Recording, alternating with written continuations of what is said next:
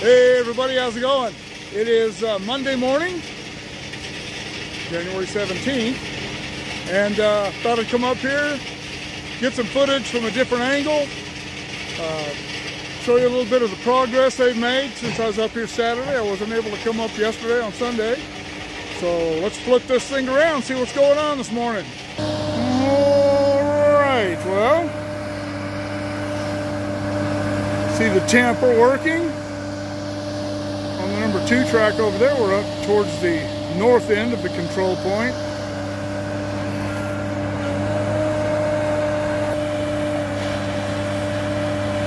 Sorry for the wigglies, got it zoomed in all the way. Just wanted to give you an idea of what the tamper does, how it works.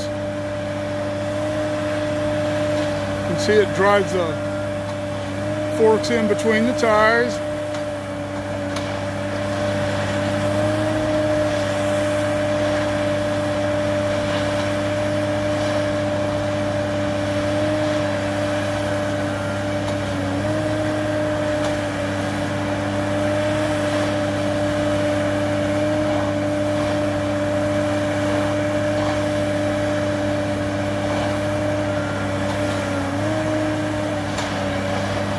It is a time-consuming process.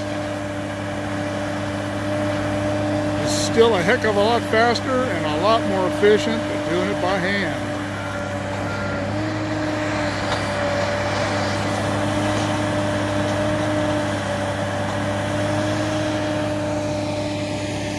I'll shoot a little bit more from the angle up there where I was, where I've shot the rest of it, which is, see my truck parked up there. That's where I shot the rest of it.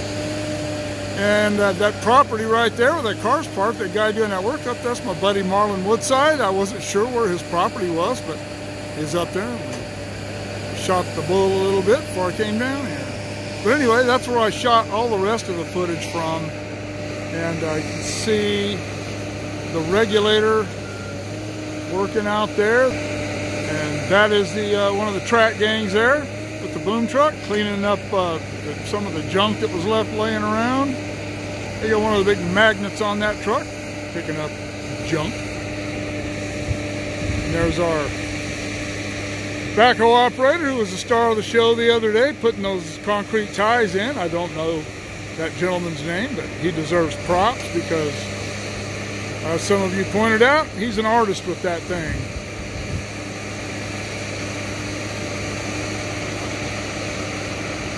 See the regulator there, pulling the ballast back.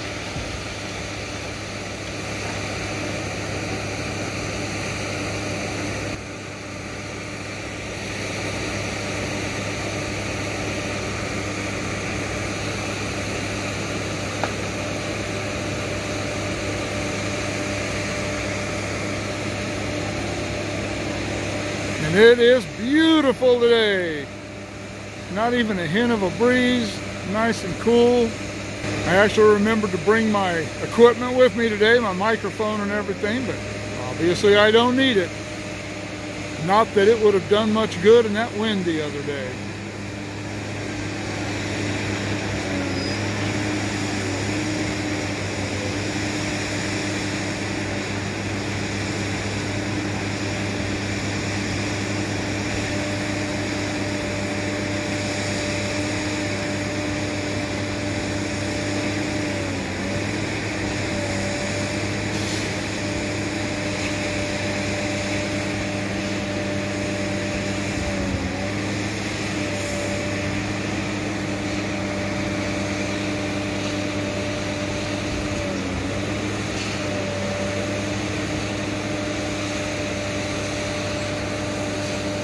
Doing there, he uses that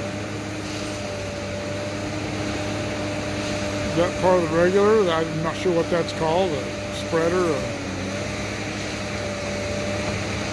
but it helps shape the shoulder of the ballast.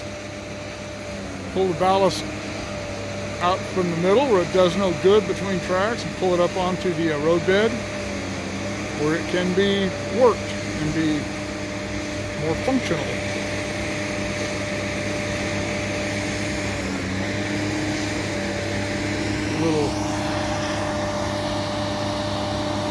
different view of where these cars are. It's one of the auto racks there. It's almost upside down.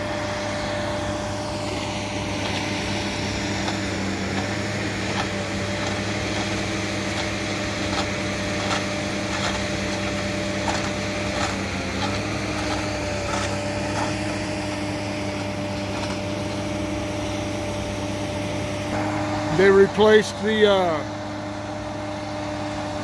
they have a Dragon equipment detector here, orange track. That has been replaced along with the power switch machine. And those are the signals that were replaced, and that power switch machine, the signals.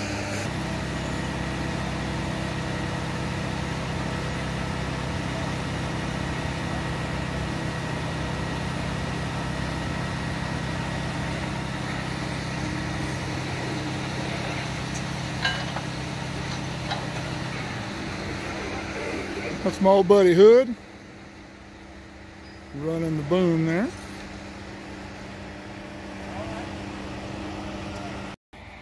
I was up here the other day and they were cutting the I-bonds, the insulated joints that I showed from up there. Those two blue joints there, those are the insulated joints.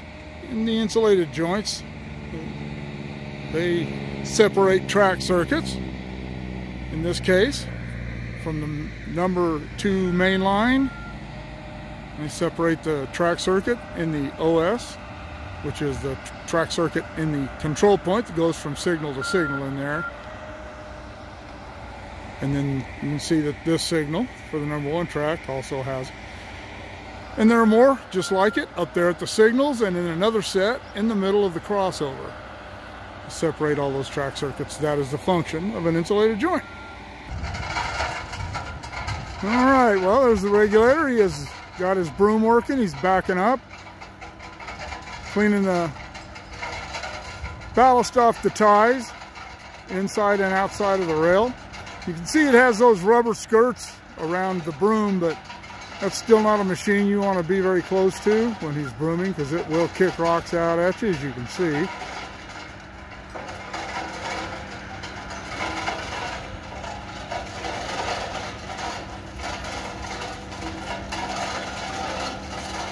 And as I said the other day, they don't want ballast on the tops of the ties. This will get it off the ties, keep the surface of the ties clean. And you do have to walk down there. You don't like walking ballast, you don't have to. If the ballast is sitting on top of the ties, it serves no purpose. So get that off there, kick back down into the cribs between the ties, and brushed out of the way. The tamper will come back through here, and they will keep making runs with the tamper until this is perfectly lined and perfectly level. I did have some people asking me on the last couple of videos I shot about, wondering were they going to fix that low spot, and there were some that said they were surprised they didn't fix it before, but that has to be done slowly, has to be done a little bit at a time. Dump ballast, go in, utilize all that ballast, pour some more in there, and then utilize that ballast. And when I say utilize, they'll tamp it down under the ties until they get the tracks up where they're supposed to be, get them level and get them lined. And that is what the tamper is doing right now. Tampers and regulators always work in concert with each other and do a very good job. These guys know what they're doing. And as you can see, the track is level now. I'm sure that they've got some perfecting to do on it, but you can see that it's level and straight now. Whew, pardon me, I'm a little winded after walking up that hill, trying to work my way back into post-COVID shape. But anyway,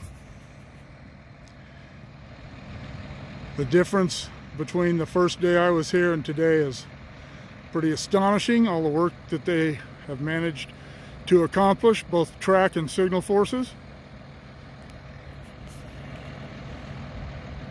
Good job, guys. All right, well, that'll conclude my Monday trip to the derailment site at Cable. Wasn't a whole lot going on. Most of the work is done. They'll have this whipped. I don't know if they're running trains on that track. I went down and talked to a couple of my old buddies down there, but didn't ask any questions about when they would open that track or if it's already open with a speed restriction. I don't know. But I will try to get back up here when they start doing the car removal to get some shots of that. But my connection on this end up here is going to go tomorrow and have surgery, and he'll be off for a considerable amount of time. So I will just have to count on my instincts. I certainly can't just drive up here every day, but I'll bring you what I can. All right, keep shooting me the ideas. Drop them in the comments below. Shoot me an email at motorpoet59@gmail.com. Like, share, subscribe. Click on the bell if you want to be notified of future content, and we'll see you all later.